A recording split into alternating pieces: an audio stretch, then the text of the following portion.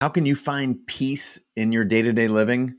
How can you go through chaos and find the gems that are your creative process? What's up, everybody? It's Chase Jarvis. I want to welcome you to another episode of the Chase Jarvis Live Show here on Creative Live, where I sit down with incredible people. And today's episode, we sit down with Morgan Harper Nichols. She is an absolute genius, multifaceted artist, started out in writing and poetry, music, and turned that into what I would consider a global movement, going almost overnight from 10,000 people following her work to now millions and millions. In this particular episode, we learned things like how to find peace in doing the work that you love most, how controlling your breath is vital to actually being able to get what's inside of you out, how being calm is a strength. Also, all kinds of particulars around creative process, how to make money and orient yourself around that it's okay to make money doing what you love most. These topics and many more, my conversation right here, right now with Morgan Harper Nichols, including her new book called Peace is a Practice. I'm going to get out of the way and let you enjoy the show.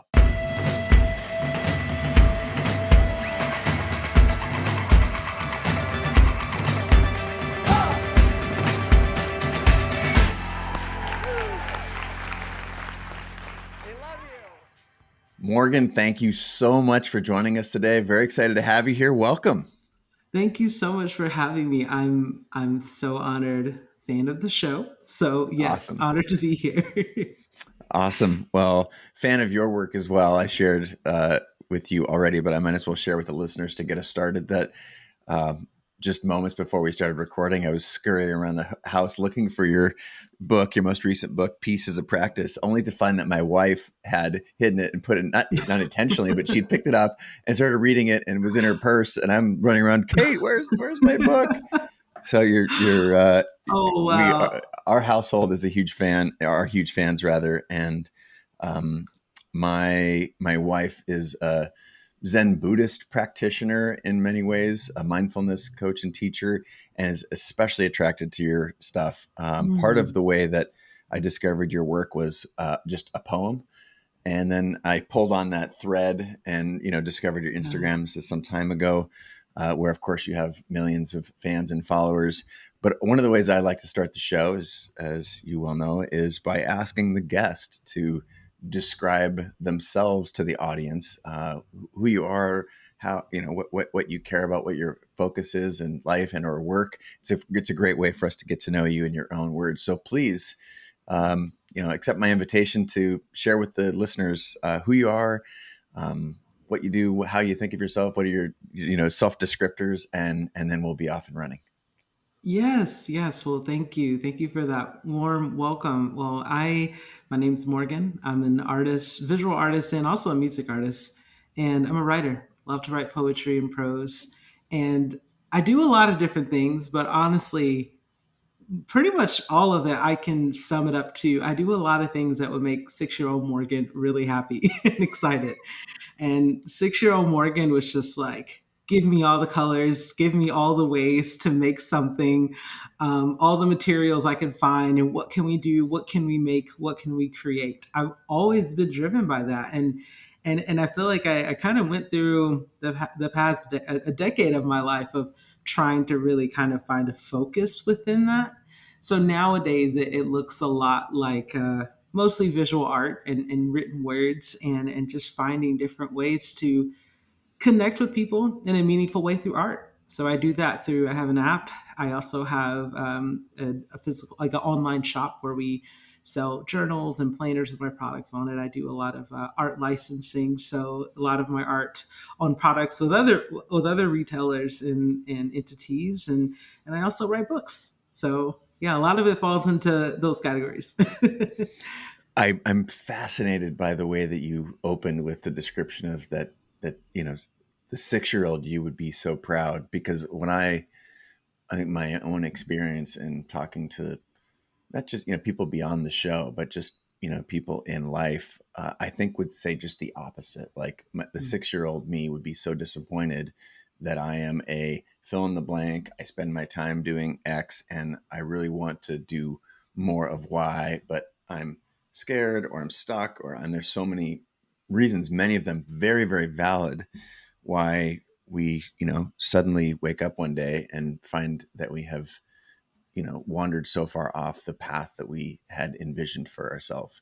So I was wondering, how did you either stay on that path of, of being true to to the 6-year-old you, or if you didn't stay on it, how did you reconnect with it as an Mhm. adult?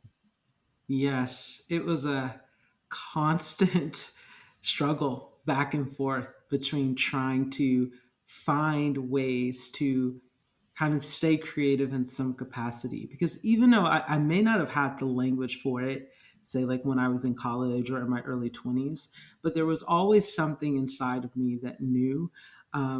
One, quite frankly, I was just terrible at math and science. So when I was in college and a lot of the like I was seeing my friends take like business courses and things, and I was like, yeah, I can't do that. So that's out. And then even with like in college, like I'm taking like a psychology class, and I'll never forget. I think I got a C in the class, and I was so disappointed in myself because I'm like, wow, it's really starting to narrow down here. Like a lot of the things that, and I struggled because I was like, I really enjoyed that class. I actually thought I did a good job. Like I thought I was retaining the information, but just the testing structures and all that, it just wasn't for me. I had the experience again when I got to sociology and history, got a C in history. And I'm like, what is going on? Like, I thought I was receiving the information. I was getting excited. I'm like, maybe there's something here. And then as I'm going through my transcript, looking at the classes that for I had an A in English. And I was like, that's interesting. I was like, I that class was so easy. I barely even thought of it. Like how did I got a 100 in that class, like perfect grade. And I remember thinking, I'm like, okay, there's something to that, like there's something to, I'm looking at this transcript, and my only A's were it was English, and it was sociology. And that was just because that professor didn't do like traditional exams. So I was able to, I think like the final paper had like a lot to do with the class because I didn't even do that well on the test leading up to that exam. So I was like, okay, there's something to that. So there was like these little threads of like, even when I felt like I was failing in other areas, there was like just a little bit of like, okay, I'm getting some positive feedback on the writing. And then as I got through school and as I grew and I graduated from college and I worked at the school that I graduated from as an admission counselor. And I struggled with a lot of different parts in that job. Like just operationally, it just wasn't my strength. But I graduated from college at 20 years old. So I started college at 16. I graduated at 20. I was 20 years old in this position. Most of the people in that position were years older than me and had been in the field for years. But for some reason, I got my boss to say yes to this. I said, "We need social media accounts as admission counselors." I was like, "We're talking to prospective students. They're on social media." I was like, "They're not checking their email anymore." And this is in 2010. And so social media, people, the average person didn't even really have smartphones really back then, but it was just a thread. It was like my boss said yes to this. Like of this, all the other things I struggle with in this job. Like she trusted me to do this, and she entrusted me to create a whole infrastructure for all of the employees to have Facebook accounts and Twitter accounts. And for many years, they still use those accounts. So I ended up being at that job for 2 years, and the position actually moved to a different part of the state. I couldn't afford to move with it. And from that point forward, it was just a lot of different variations of that. I ended up moving to Nashville to try to pursue a music career. And financially, it was just a real struggle. But at the same time, there was just enough. I was making just enough connections with people who were doing interesting things or who were affirming what I was doing in some way that it was like, okay, there's something here. So I think I just always had it, but in the moment with it, it felt very chaotic and stressful because it was like I need more than a thread. I need like a blanket so I can sleep at night. Like these threads need to get woven with other threads. So it wasn't until late 2016 that I wrote my first poem that I had written a poem. Just honestly, it was I like to say it was just a journal entry that ended up coming out in the format of a poem. And I shared that poem. And that following January, it had been repinned on Pinterest over 100,000 times. And that was kind of like, okay, more than a few people saw that at this time. Like that was like the first time like I saw like a magnitude of people, like a volume of like, hey, we like what you're doing. We connect with this. Like, and from that point in early 2017 onward, I think that's where I kind of gained an awareness of like, maybe there is more than like one or two people or just a handful of people. Maybe it's possible that I can connect with people in a meaningful way that not everybody has to connect with it, but enough that I can actually get into a rhythm and a flow and be creative in a way that feels right for me. So, yeah, that was a big shift when that happened because it was just like the sheer numbers of it was like, oh, wait a second. Okay, there's something here. So, slowly but surely, I started to take on freelancer projects. I started to experiment with having an online store and all those things. And I finally started to see it really, really coming together. And that took about 2 years of like just slowly but surely figuring that out. And I'm married, and my husband Patrick was working in construction at the time. And then he in 2019, his boss just called him one day and was like, "Hey, we don't have work for you for the next, I don't know when." And he was just like, "I'll see ya." Well, at the time, I was 8 months pregnant with our child. And it Oh was, my I'm sorry, goodness. 7 months pregnant. And then we were like, well, we need to figure something out. So he was the one that kind of took all these little things. I started doing a little freelance, started doing a little online. He's like, we got to do something more. Like, we got to figure this out. So he actually went and created a Shopify store. And he was like, we're going to sell art prints of the stuff you're sharing on Instagram. And I was like, I don't want to do that. He was like, I think we're running out of options. Like, you should really consider it. So I told him, I was like, well, you go find the stuff. He went on Instagram. He picked out like a whole collection. And I didn't like any of the stuff he picked. And I was like, okay, fine. I'll do it. I'll do it. I'll do it. And we released those prints. We did tip prints. I think we bought like I think we bought like 100 in total. And it was like a site we found online. It was super inexpensive to start it. And we sold out of those prints almost immediately. Then we launched some stickers. They sold out almost immediately. And I was like, oh, I could have done this a long time ago. Thanks, Patrick. Yeah, exactly.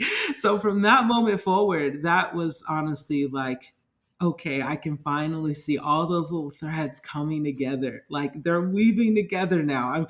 I'm seeing how the creativity can merge with the commerce. I'm seeing how it can turn into something so that we can if we want to afford to take care of our child that's coming into the world, but we can take a deep breath and say, wow, okay, we're in a rhythm here. So yeah, that's kind of the Cliff Notes version of what that journey has been like. Oh, well, I'm fascinated by it, specifically the idea that while you were in it, I think you used the word chaotic, right? It felt Mhm. chaotic. And I think that so many people who are listening or watching right now feel that chaos that you spoke of as they're in this rather messy process, not just of exploring their art, Mhm. but understanding who they are, either adopting or eschewing, labels that they have for themselves or that others made Mhm. on them. And I'm wondering if you can go a little bit deeper on that chaos and how Mhm. was it courage? Was it, that you were bringing a child into the world? Like, what were the things that helped you push through that chaos when, Mhm. I'm not going to put words in your mouth, but Yeah. I have, from what I read, understand just it's a lot of uncertainty in this time when we're discovering, you think that may be a word. I don't remember where I read that about you, that you were talking about that process of discovery. And this is Mhm. so common. And yet I think most of the creators that see someone like yourself who is polished and has this great online presence and millions of followers, and they think it was just linear and it all Mhm. made sense. But the reality is it only makes sense looking backwards. And when you're in the Yes. middle of Oh it, my goodness. it's Yes. it's chaotic. So, Yes. talk about the times where you were able to push through that chaos, or you found some thread of hope in doubt. Mhm. Talk to me a little bit more about that. Yes. Yes. A lot of it is. I've had to really slow down and think about that, over the past few years. I'm like, what made it possible through all the chaos that I was able to just keep going and not give up? And I really do think a lot of it had to do with the finances. It had to do that I was struggling financially, and I couldn't find, and my story is not unique in this way. A lot of people in my generation have struggled to find consistent, reliable work. And that is just, I'm in that number. I'm in that number of, I'm a millennial. Like, a lot of millennials have that story. And I mean, a lot of people in general, but it's kind of like a hallmark even of our generation in some ways, is finding, steady and stable work. And that was me. Like, I had many moments where I was like, I would honestly just be okay just having a desk job, knowing I had health insurance and knowing that I could do that. And then I'll just make my art on the side. But I didn't even have that. I couldn't even get that part figured out. So even today, I see a lot of people talking about, like, oh, leave your job and go do some amazing thing. I'm like, hey, there's still a whole bunch of people who can't even get the job part figured out. Like, it's not all like everyone goes through this pipeline. Oh, we have this nice salary job, and then someday we decide to leave it and do our own thing. Some of us can't even get the salary job part figured out. And that was my story. And there's a lot of anxiety that comes with that. And I feel like we don't talk about that enough, of like, when you don't know, like, what this year is going to look like financially, when you can't say, I know how I'm going to pay my rent next month. I don't know how I'm going to pay my rent in the next 3 months. Or you're freaked out about, like, wow, one bad thing could happen and drain my little savings that I have. And that's a real problem that a lot of people face. And that's what I was dealing with in real time. I was looking at, when I was living in Nashville and I was trying to make my music career work. I was looking at how many little jobs I had to take just to be able to make a living to do it. And it was a real struggle for me because I was like, okay, I can do it. I'm in my 20s. I got the energy. Like, I didn't have a child at that time. Like, I can do it. But I was like, even in my optimal state, there's a limit on how many jobs I can take. I remember taking this one background vocal gig, and I'm a singer and I'm pretty confident in my singing voice. I know how to sing. I know how to sing a lot of different styles. And I could go into a vocal booth and just wear my voice out to help create a record. And then I'm like, okay, I get a paycheck at the end of the day. But then the next day, my voice is gone. Like, I can't go do that again the next day. I have to, like, take a break. So I'm like, wow, I just keep getting hit with all these limitations. And I'm no lie. I mean this so sincerely. I'm not just saying it because I'm on this show. But you were honestly one of the voices that helped me, like, Mm. see, I mean it sincerely. Like, you are allowed to charge for your art. You are allowed to earn as an artist. Like, I might be paraphrasing, but you actually said something once very specifically about, like, you don't have to, like, charge at, like, a lower rate, because you feel like, oh, I'm trying to. It's like, no, charge. Like, what is your actual, figure that out? Like, figure out what that is. So I was starting to try to figure that out, but for a long time, for a long time, I wasn't there yet. I was like, there's something better, but I felt like I lacked, maybe, the business knowledge, or really trying to figure that out. So yeah, a lot of the chaos, to answer your question, had to do with trying to figure that out. And it Mhm. wasn't until I really had a long look at myself and really slowed down and said, yeah, you can't keep going this way. You've got to figure out what you're worth. You've got to figure out what your time is worth, what your energy is worth, and start from there. So yeah, it took Mm. me took me a lot to work to work my way to Well, that. I think this is so important for people to hear again because the world that social media will have us believe is very different. That you had doubt and that you were exploring, your own. I mean, you have managed to be successful in many different areas. Singing, art, poetry, illustration, the licensing of your art into products. Like that is very. For someone right now, there's someone an architect who's saying, "Man, I draw plans." Mhm. And sketch visions, but that's very. How does someone like Morgan find success in all these areas? To hear that there was an exploration period, and I might even again, having listened to you and read a number of things about your background, say sort of there's a self discovery, like what am I worth as an artist? What makes sense to me? What I read a story about you being handed a guitar Hmm. and hearing, I think you described it as a what sounded like or felt like a whisper from God that, Yeah. me and this guitar, we're going to get to know one another or something, Yeah. something like that. Yes. Yes. Um, so it is, would you encourage, or rather, what would you encourage? Would you encourage, exploration of a number of things, going deep in a thing that, how is financial considerations part of, it sounds like that was a big piece for you, the financial Yeah. independence, but, if you were going to be prescriptive, I, I don't want to ask Yeah. you to do something you're uncomfortable with, but help people understand For sure. how to tap into and or find the one thing. Or we're told you have to do one thing well, but you've done Hmm. so many things. So help us Yeah. navigate that for a minute, because I think this is a very confusing topic Yeah. and space for especially emerging artists to understand themselves. Yes, absolutely. I think the biggest thing that I would have done differently, looking back and all the stress and the chaos and everything that I dealt with, I would have forced myself to nail down a number and nail down like how much do you need, Morgan? Like, because the possibilities are endless, but you don't need everything. Like, how much do you need to be able to say, I'm taken care of, I have food to eat, I have a place to live, I'm able to invest in the projects and organizations that I believe in? What is that number? And I didn't have it for a long time because especially, I feel like this happens a lot for people who may be in like a lot of creative industries. Sometimes it's hard because like the possibilities are endless. It's like you see people, half your age making way more money than you've ever seen in your life. So you're just like, how do I get Yeah. there? It's like maybe you don't have to get there. It's like maybe what you need. It's like maybe you have, a sibling who's disabled that you want to help.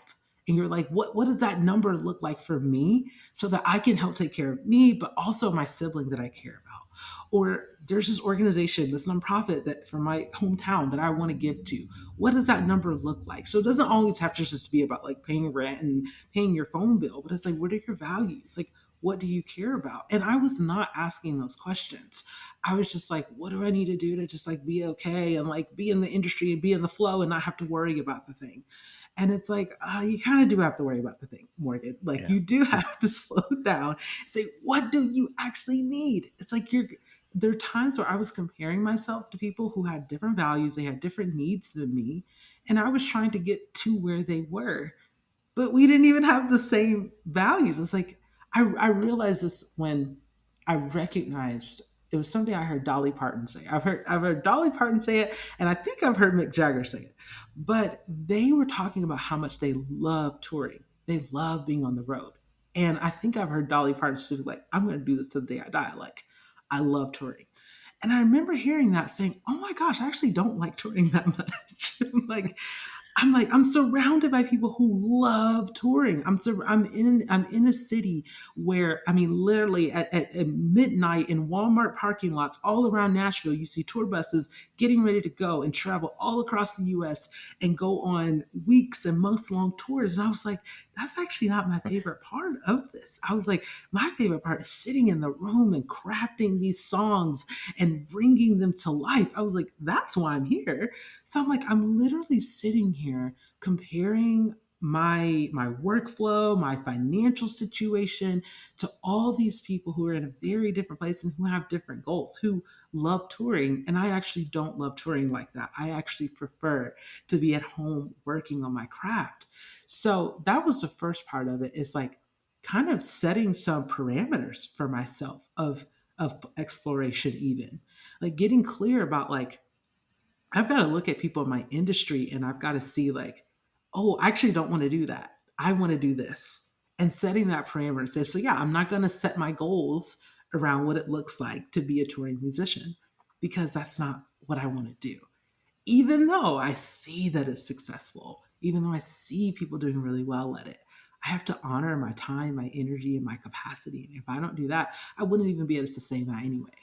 So Mm. I think that's the biggest thing. It's like there's room for exploration and trying new things, but you do have to kind of be tough on yourself a little bit and say, like, yeah, but I'm going to create some boundaries around like what I actually even pursue and get to know myself and get to know like what my actual energy is and what my capacity is. And I would have, if I could redo it, that will be my focus. Well, please don't redo it because Yeah. you've got to some incredible place. I mean, you've been a vocalist on several Grammy-nominated projects, in addition to your huge social following, your financial success selling. Again, we're going to get to your writing, which is, you've got a new book out called "Peace is a Practice" that I'm in a tug of war with my wife over right now. Um, and you said something that I want to visit for a second, which is this idea of getting to know yourself. That was a huge part of this, the last couple of minutes of your advice. I Mhm. also read what I think is a fascinating piece, in the Arizona Central of about you becoming aware that you may be neuroatypical Mhm. and finding an autism diagnosis really late in life that Yeah. I think, as I read, helped you understand yourself a little bit more. And so, in the same context of understanding that you maybe don't like to tour and you want to work on your craft, and you like, how important are these things that are extraneous, that are beyond just the work, where Yeah. in the case of the story that you've been very public about, getting to know yourself in a different way, and starting to put some of these pieces together looking backwards. I'm wondering if you can to talk to that. Yes, for sure. Yeah, that is all connected because it is very getting to know yourself doesn't mean just you by yourself in a room. And what I am so grateful for with modern times is that we're talking a lot more about our health and about our mental health and how we function neurologically.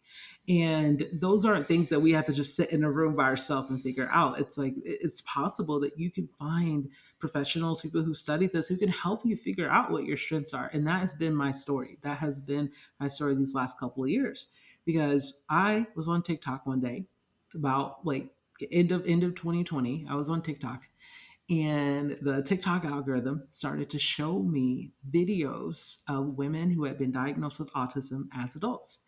And it's a very specific video and I was seeing several of them and I was like, wait a second, that actually makes a lot of sense for me. I was like, it sounds to me like they're saying my whole life story. And a lot of what they were talking about was just about, I mean, many different aspects of being autistic, but some of the ones that really stood out to me, one was a lot of people were also talking about within their autism diagnosis, they also had a sensory processing disorder. And things like loud sounds or bright lights will have a great effect on them for hours on end. And I was like, wait, that's me. And even the thing I mentioned about not liking touring, I actually realized that the loud music that is played at shows. And I mean, I had the opportunity to tour with artists like in arena shows, like the speakers that are like as tall as buildings. And I would get off stage sometimes like ready to cry. And I didn't know why. I'm like, why do I feel like I could literally crumble right here. And I didn't understand why. And I was like, oh my gosh. I was like, between the in-ear packs and the big speakers, I was like, that's a lot of sound. My nervous system was fighting to hang on in those moments over Yeah. something that was literally wearing me down. So it was things like that that I was like, oh my goodness, there may have been even more than just like a preference thing. I was like, I think there's something deeper here as to why I was not able to thrive in certain settings. Especially when the So world is yeah, telling you you're a traveling musician, you're making yes, it, you're on the arena stage, and yes, those disconnecting signals, right? You're mhm, getting from the outside. I'm on yeah, stage living the dream, and then mhm, you are, as you said, ready to yeah. crumble at a moment's Yeah, notice I on the inside. yes, yes, I would literally get off stage, I'm shaking, and I'm, like, fighting to, like, keep a smile on my face, and I actually remember, I'll never forget, it was when we were in Lubbock, Texas, at the Texas Tech Arena. It might not even be called that. Sorry if you went to Texas Tech and I just butchered that. The arena probably has a name, I'm so sorry. Sure. And I remember, like, there's, like, a bay where all, like, the tour buses kinda, like, are surrounded by this bay, and it was this huge uphill from like the back end of the arena to get back up to the tour buses. And I remember walking up that hill, fighting tears, and the wind is just like blowing that West Texas wind. And I get on the tour bus and no one's on there, and I just bawled my eyes out. and I didn't know why. I was just like, just crushed. And now when I look back at that, I was like, oh, I was in a room with loud music blaring, blaring, blaring for 2 hours straight. And I didn't know that my nervous system was not equipped for that. I didn't know. And I just remember just sitting there, like, why am I crying? Like, why do I feel absolutely freaking miserable right now and not knowing why? So, as I'm watching these TikTok videos, I'm like, whoa, wait a second. I'm like, all those stories in my life that I haven't been able to make sense of, I think there's something here. So thankfully, I was able to find a specialist here in my area in Phoenix, and one of the biggest distinctions is because I had in the past I had actually reached out to I had talked to my primary care physician a few years back that I thought it could be possible that there could be something going on neurologically, and I was like. Even my parents growing up had considered that, oh, there could be something here. But when I mentioned it to him, he just shot me down. He was just like, you're perfectly normal. You have nothing to worry about. So I had even had these experiences of like, okay, maybe I don't need to go deeper. Maybe there's nothing here. But yeah, in 2020, just finding those women who had had very similar stories to mine made all the difference. And I'm so grateful to say that it led me on a journey of discovery that I was never expecting I was going to be able to have. And it has brought me so much peace because even while I still have struggles, obviously it's good to know what they are. Hmm. It's good to have a name for those struggles. It's good to say, oh, okay, I actually know what my limitations are. I know what my capacity is. I know what I can and can't do. And that's made a huge difference in my life. This whole idea of, what culture says to us, or the labels, either helpful labels like you understanding your diagnosis, or unhelpful labels, how navigating that, and just it's, if you're on stage, you're supposed to love being on stage Yeah. because you made it. There's a million people. The same thing Yes. true with me with professional soccer. Had the opportunity to play, and I'm like, I think I'm good. And the people in my life are like, What do you how are you possibly not doing this? Yeah. And Yeah. and I also, like, you remember, you know, coming to terms with myself like this. No, this is actually, when I make this change, and there was just a like a sort of a settling in. And you used the word a moment ago, peace, which I think is the perfect transition to talk about your new book, which is called Peace is a Practice. I'm holding it up here for the folks who are listening. You don't get to see the cover. But congratulations. It's absolutely stunning. And I'm wondering if you can talk a little bit about what made you write the book, and then we'll talk a little bit in more detail about these practices, or the concept that peace is actually, it's a process, it's a practice, it's not an Yeah. end, it's not an end state, for example, and some of the ways to get it. But the word peace, this tranquility, when you settle into who you are, as you just described, um, there is sort of a reassurance, and people have felt that when you have been holding on to a story and you then share it, or you've been, telling a lie and then you tell the truth, and there's just sort of Mhm. this, like, a comfort that washes over us.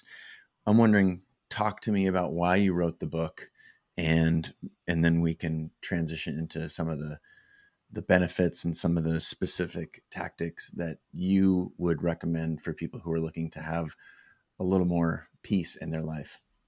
Yes, absolutely. Yeah, so I wrote this book right in the middle of my diagnosis process.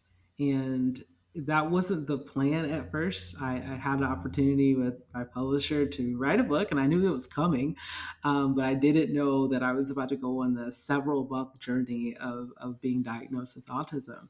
And it ended up being just timed at the same time that I'm literally having to, like, through my diagnosis process of looking back at my whole life, and there's a lot of grief and a lot of sadness, to be honest, when I look back, when I look and see things that I struggled with for a long time, a lot of times alone, didn't ask for help, didn't know how to ask for help. And there's some grief and sadness there. And at the same time, I was able to see that those struggles also taught me that I could learn how to breathe through it, and I could learn how to practice finding ways to take deep breaths amidst all the things that I couldn't understand. And it led me to this image of a river that I'm just a very visual person. Sometimes I'll just have a random thought and then like I'll just have like a mountain appear. I'm like, I'm just gonna go with it. Let's just see what the mountain's about.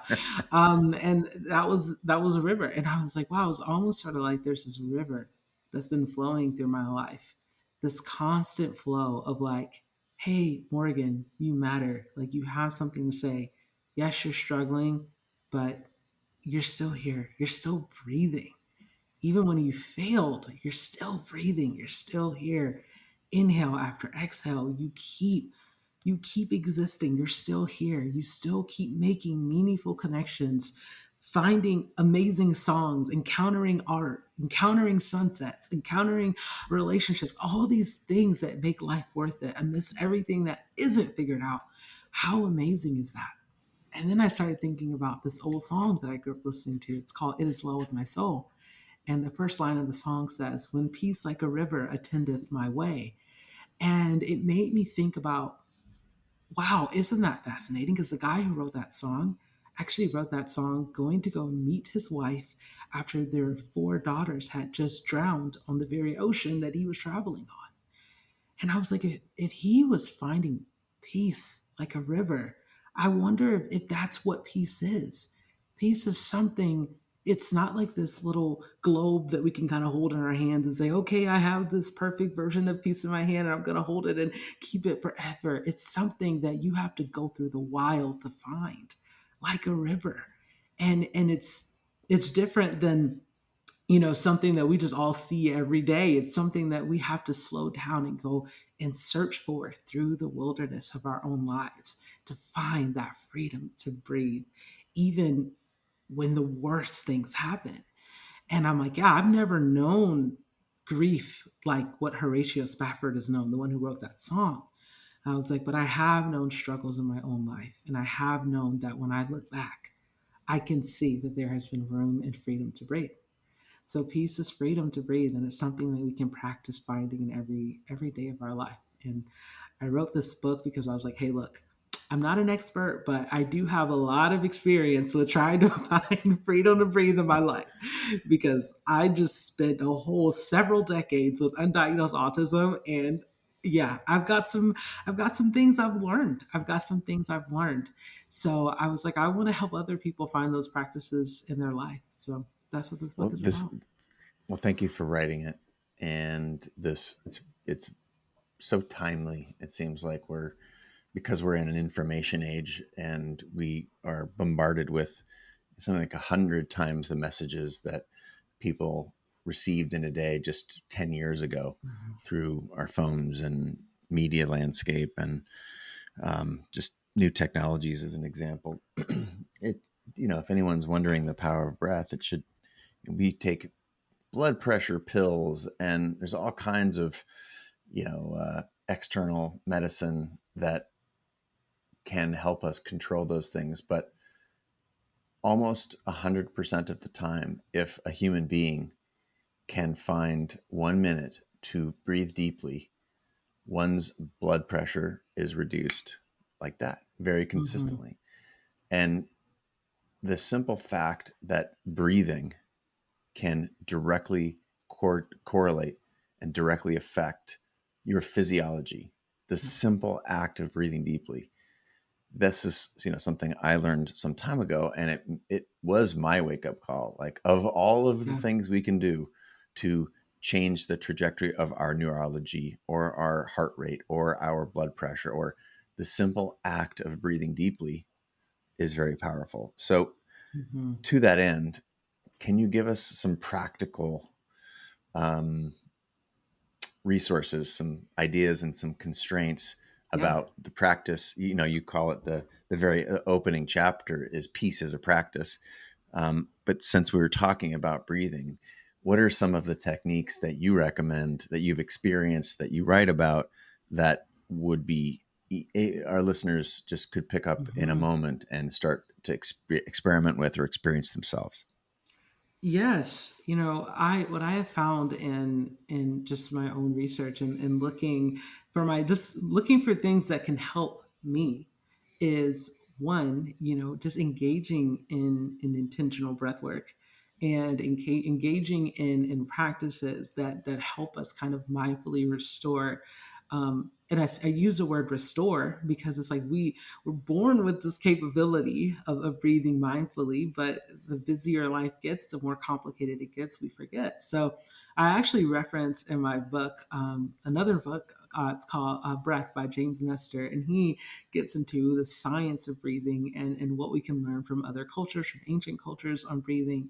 And I start with that, but I don't stop with that, because one thing that I found is that, depending on how you're kind of oriented in the world and what you may hear or research or read yourself, a lot of people are familiar with, oh, yeah, I should incorporate some kind of breath practice or breath work into my life. And what I found is that breathing helps us be in our body. And there are many other aspects of being in our body that get neglected. And breathing is a way that it's an invitation to explore those other areas. So one thing that I explore in the book and I write about, and I give very concrete examples, and different researchers and people who've studied this, are different ways that we can incorporate all of our available senses.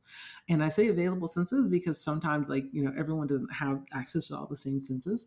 But how can we incorporate smell, hearing, touch, taste to help us be in the present moment? Like, it's not just an intellectual thing, it's a bodily thing.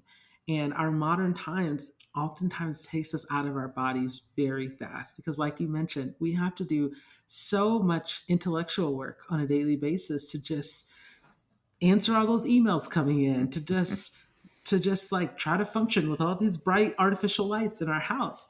So one example that I give in the book, I share something that a journalist practiced with some researchers, and that is just exploring the effects of artificial light in our lives, and really reevaluating that, and really questioning, like, you know not just, it's like a lot of us probably grew up with hearing like, turn those lights off, so you don't burn run up the electric bill. But it's like, even beyond that, it's like, turn those lights off, because what is that doing to us, that our biological clocks are being kind of like recalibrated based on the fact that the day no longer ends when the sun sets, and these lights just stay on, and we're not even able to slow down and rest in the way that we need to, because we have lights everywhere all the time.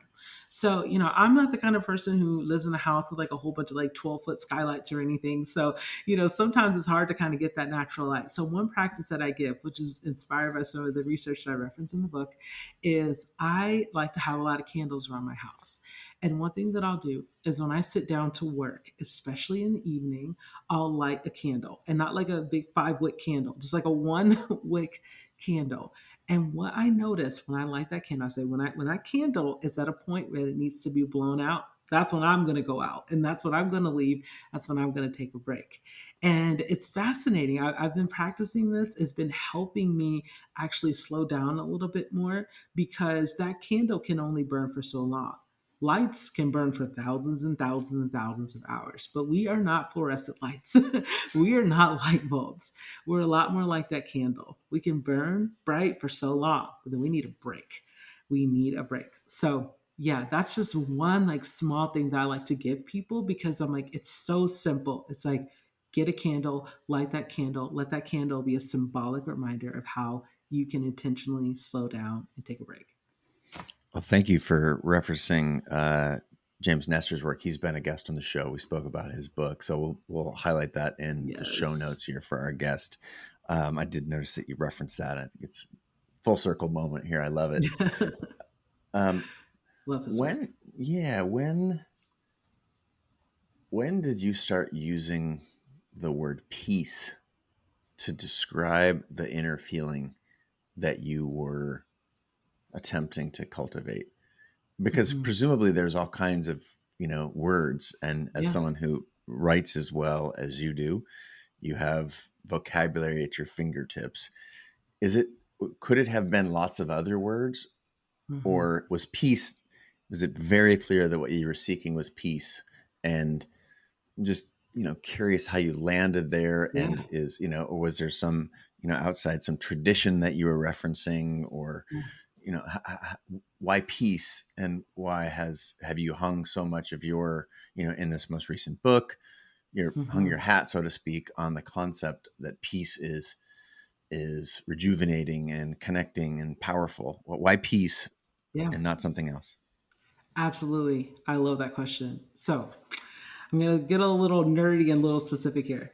Let's So do it. I grew up in Atlanta, Georgia, just like a community slightly outside of Atlanta, Georgia, and I grew up in a African American Christian tradition where I observed just as a kid, my parents are actually pastors, and I observed this from a lot of people, them included, is that there is within the tradition that I grew up in, there's a tradition to find meaning and definition for things from songs and from art. And it was not unusual to hear a sermon or someone preaching and referencing a song as a way of bringing the point home.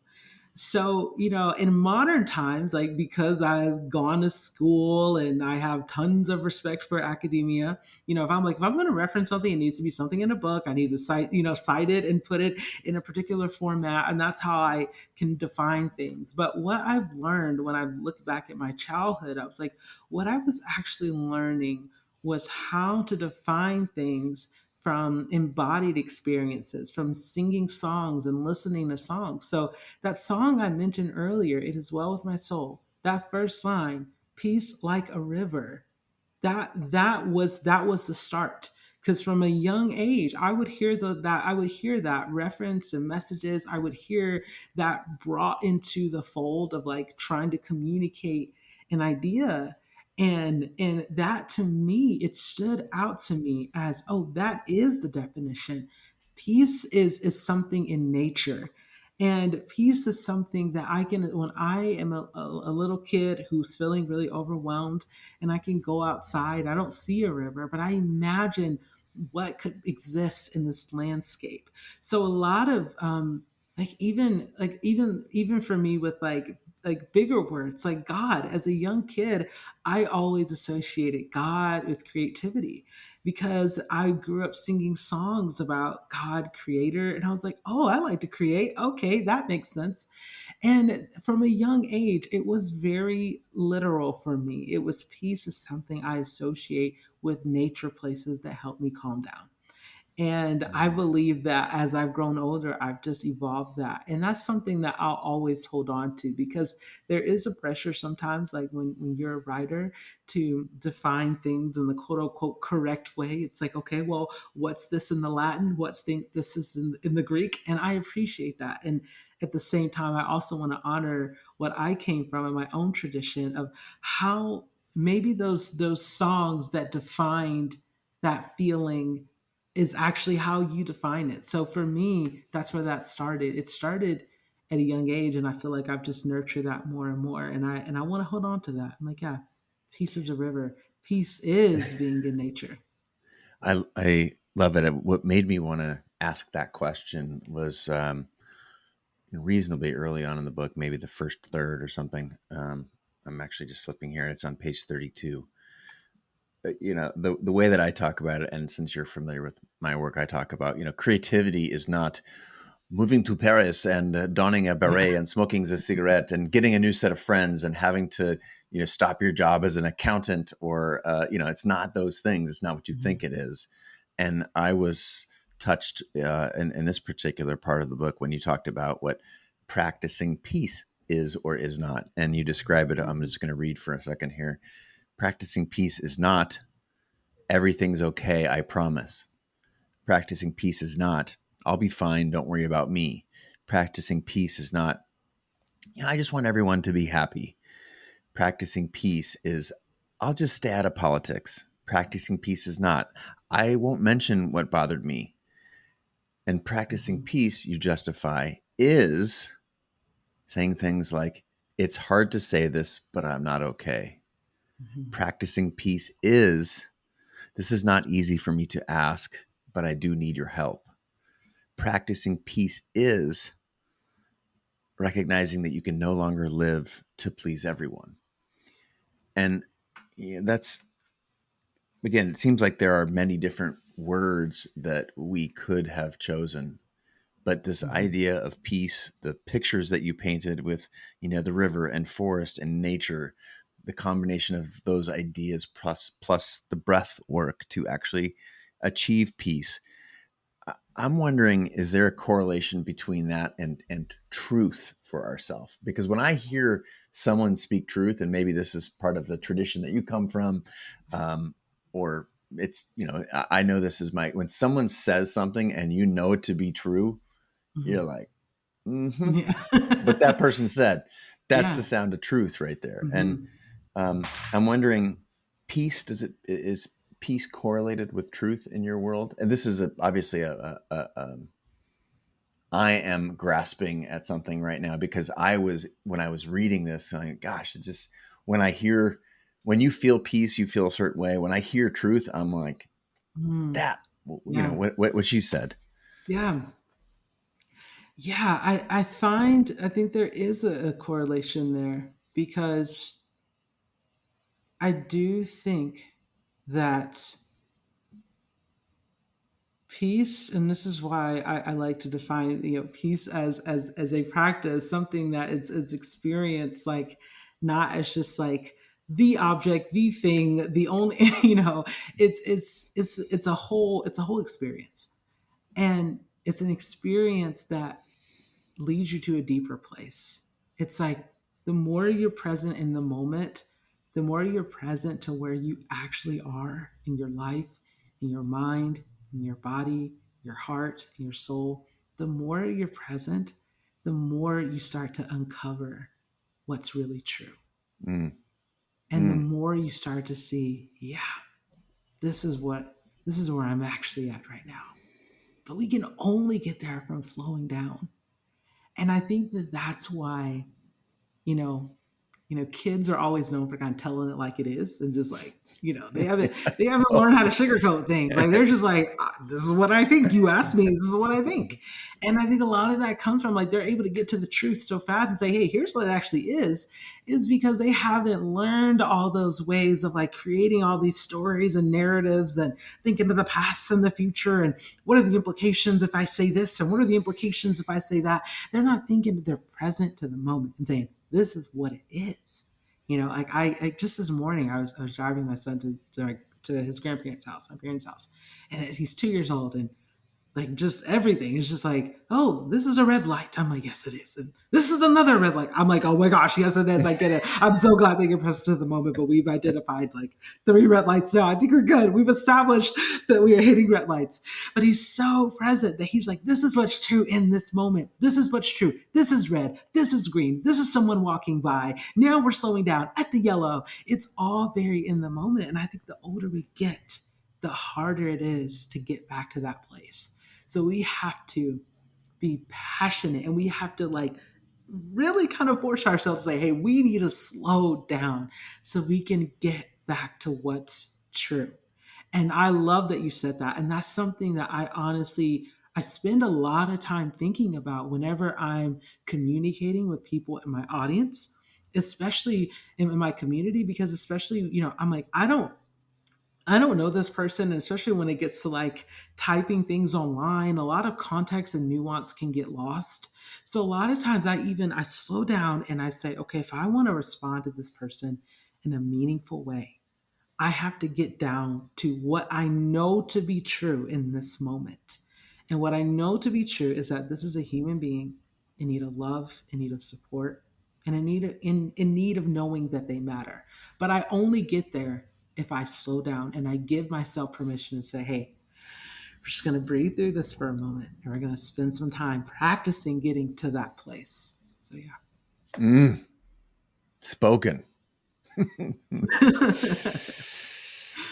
There is a fair bit of recognition in the book about regret. Mhm. And I'm wondering if you could talk about it. To me, this is a topic that I was totally, I would just say, ignorant of or disconnected from, or I don't know what the right set of words are, but it doesn't make me want to not ask the question because as you know, in getting older and more familiar with deciding to walk through this door is making a choice not to walk through other doors. And Mhm.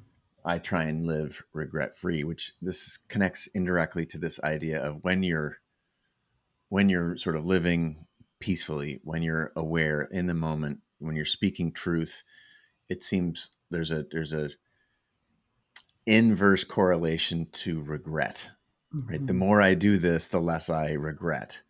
And when I Yeah. have lived, inauthentically or said something that I truly didn't believe in order to elicit a different set of experiences to relieve myself of the burden of having to stand in that truth or be Mhm. authentically me or whatever.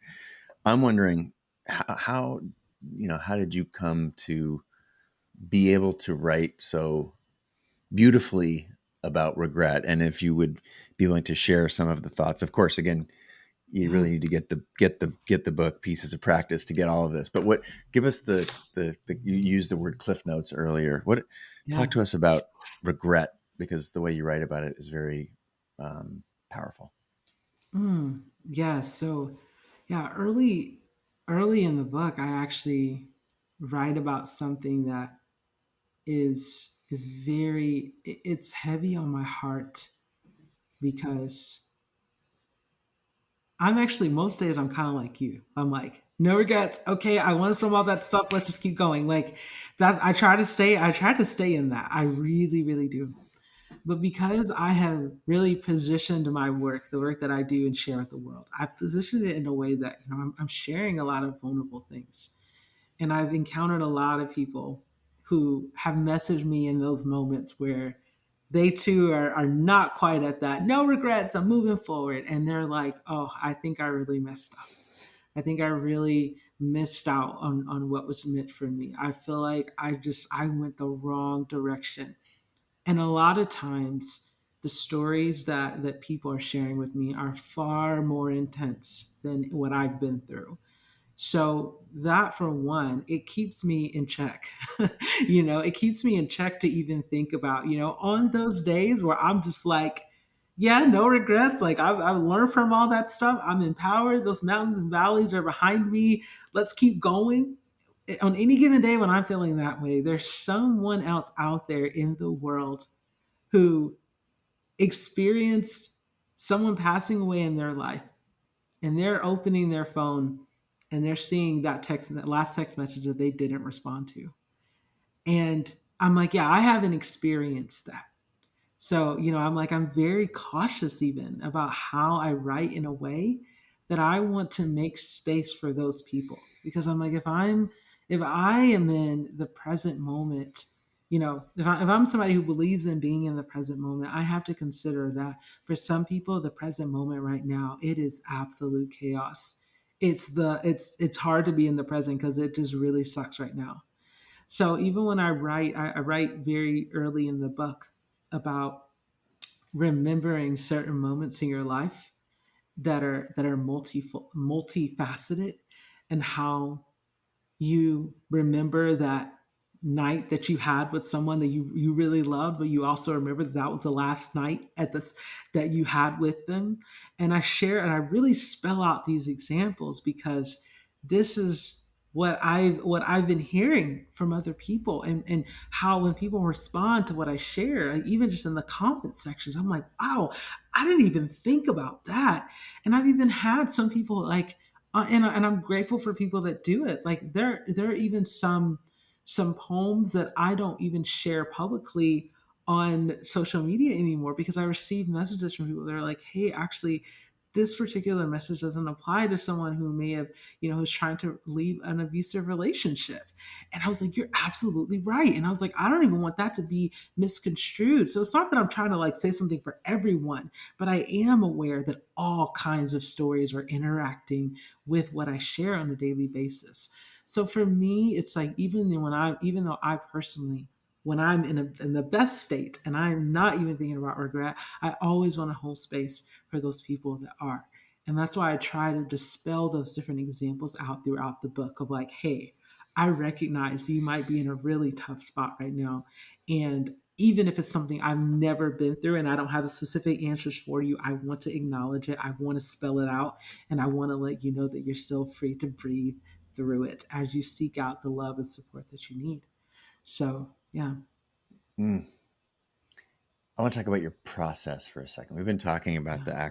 the definitions, the framework that you've created for your work and your writing, and yet I was fascinated to learn more about your process of reading stories of others and then writing, to them Yeah. from that perspective for them. Can you talk us through that? And then I'm interested in both the conceptual um, creative process where you're taking stories. I think that's a fascinating thing for people out there to understand your process, and also your digital creative process, like how you write, what time of Hmm. day. And I Yeah. noticed you talked about designing on an iPad Pro rather than, Yeah. and I see behind you, for those folks that are listening, I'm sorry you can't see, there's some beautiful paintings and Thank you. artwork behind Morgan. So clearly you do more than digital, but just orient us. I'm always fascinated by Yeah. the stories behind the stories, so share with us if you would. Yeah. So, I don't know if this is, I don't know how I only know my own creative process. So I'll just explain how it is for me. That's what I want. Yeah, for me, I have to have something that anchors the work. Something that it's like, okay, from all these different angles, like I've got all these different mediums, all these different materials I use, I have to have something that brings it together. It has to be, and I came to that from a place of I was starting to share my poetry, and I was starting to kind of experiment with visual art, just as kind of like a hobby and just kind of passively sharing it. This is after I was sort of trying to transition out of music, but didn't really know what I was doing yet, and I was just starting to kind of share it passively.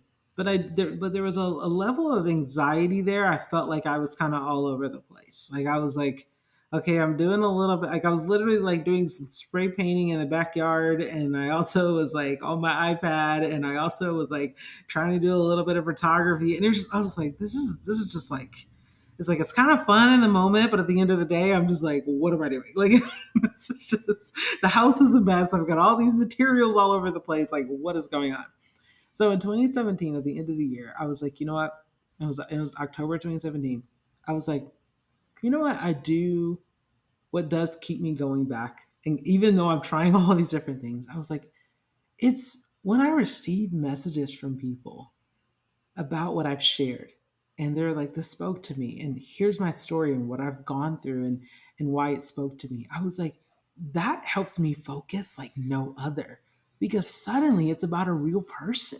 It's not about like just these random followers or people out there that just may or may not connect with what I'm sharing. I was like, in that moment, it's about just connecting with a real person.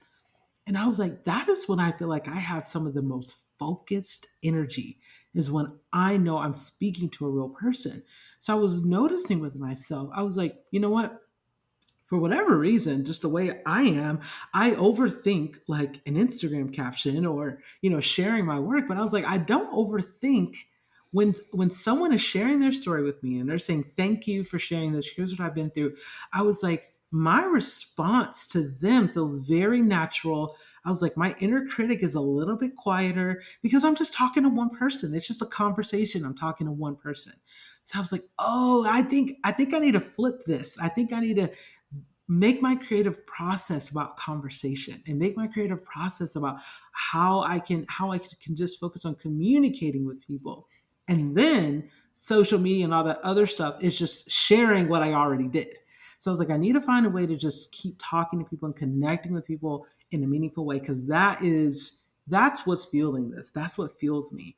So I posted on my Instagram stories. I said, hey, I want to invite you, if you want, share your story with me in my DMs, and I will respond with poetry and art.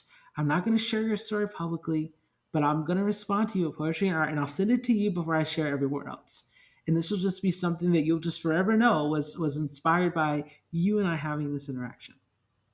At the time, I think I don't remember exactly, but at the most 10,000 followers, like somewhere in that range. And it wasn't even really that engaged. It was kind of like It was for music. I had kind of like built, a little bit of a following. So not a lot of people. I actually was getting a lot of unfollowers. Like when I was first starting to share art, because people were like, "What is she even doing?" Like it was just all over the place. But I woke up the next day with hundreds of messages from people who didn't even follow me, who had no idea. They're like, "Hey, I heard that you're just like listening to people's stories, and I don't even know if you're going to open this message, but I just need a place to let this out." And I looked up one day and I was making way more art and sharing way more of it. And then it started to look like, an art style. And it just came from person by person, one by one, letting that be the focus. And then having that focus gave me the permission to do a little spray paint here, do a little acrylic here, do a little digital art there, because it was all focused on the final format of that is 8.5 by 11 image that I sent to someone. Here is a poem and a piece of art that I created with you in mind.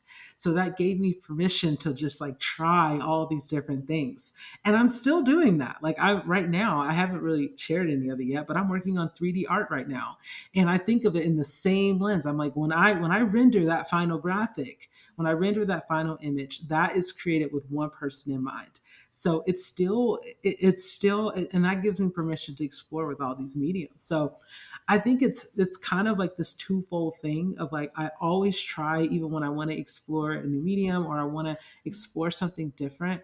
I'm like, what is the goal here? Like, what is the main focus? And for me, it has remained one person at a time. I'm still doing that. I'm still writing with one person at a time. And sometimes I'm sending it to them directly, but sometimes I'm just, for instance, when I'm writing a book, I had a very clear image when I was writing pieces of practice the entire time I was writing this book. I had an image of a freshman in college who had no friends. That's who Wow. I wrote the book for. It was a very specific person. And I've never met her. I don't know who this exact person is, but that's who I wrote that book for. When I would get stuck, when I was having writer's block, when I was like, oh my gosh, who in the world let me write another book? Like, They're actually paying me to do this? I know. I have that one image, and I use that as a guiding principle for all of my projects. It doesn't matter how big it is. Even, I mean, I have like some collaborations rolling out where we have like 20 different SKUs of products that we've created. And even then, I'm like, who is this for? I absolutely have to know who is it for. And even if other people I'm collaborating with, even if that's not how they think, I let them know. For me, I've got to be there. Like I have to. It is practically a spiritual practice at this point. I'm like, I have to slow down and think about who is this for.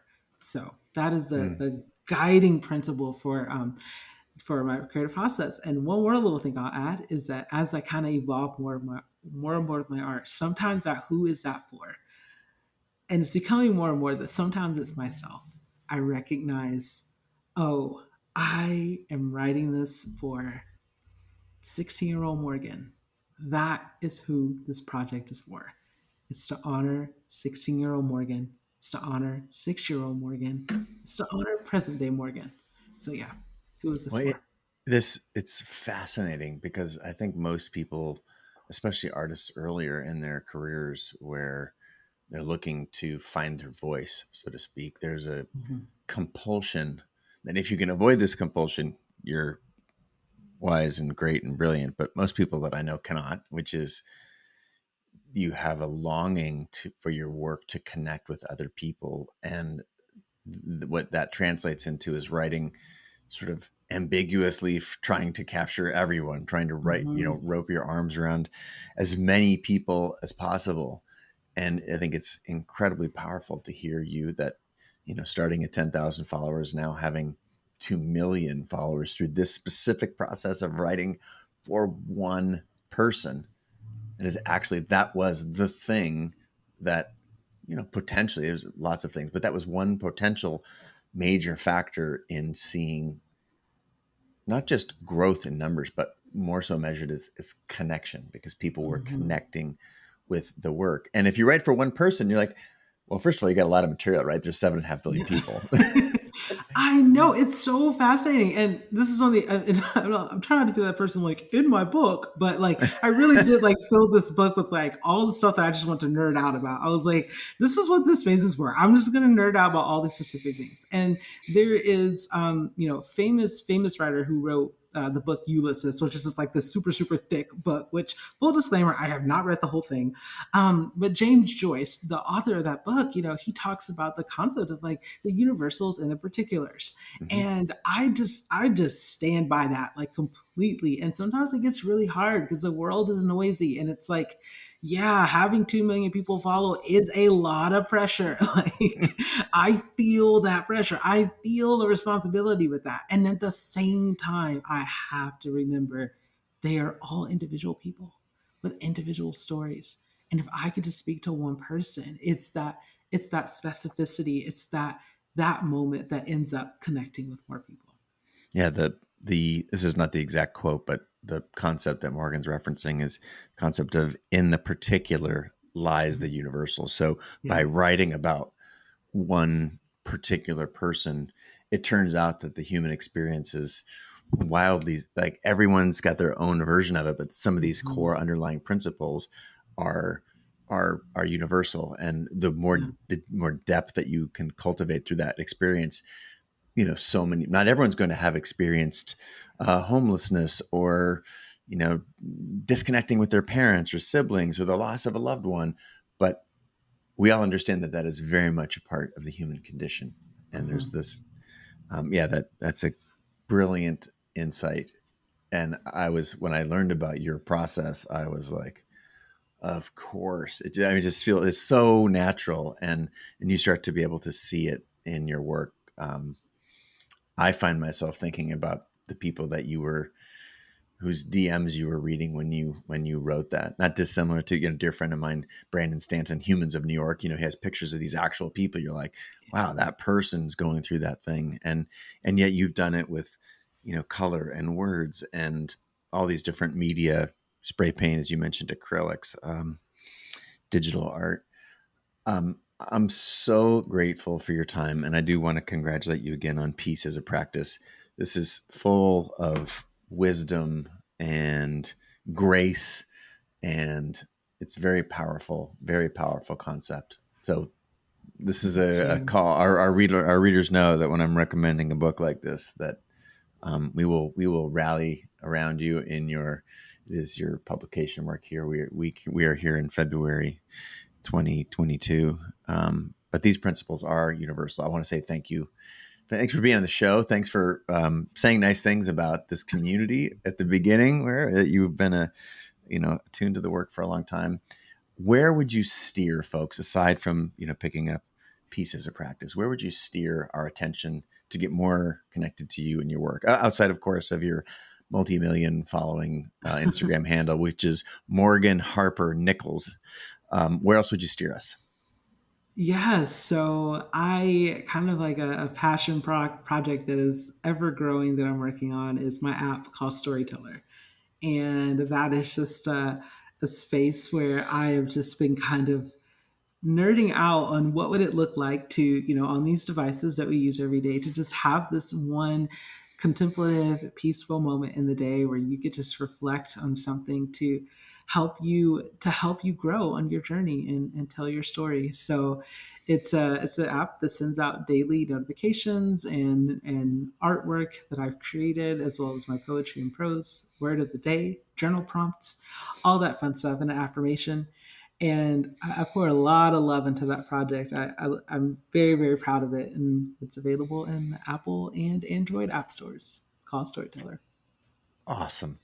Thank you so much for being a guest on the show. Thank you. Grateful for the work that you put out in the world. You're so prolific. It's crazy to think of all the work that you got going on, and I'm inspired by action. Action is, I don't know, just how much work you put out in the world. I think you touch a lot of people. Thank you so much for being a guest. We will Yes, thank rally you. around you and your work. And until next time, for on behalf of Morgan and myself, to everyone out there in internet land and in your ears, and if you're watching us on video, I want to say thank you very much. And until next time, we bid you adieu. Yes, and thank you.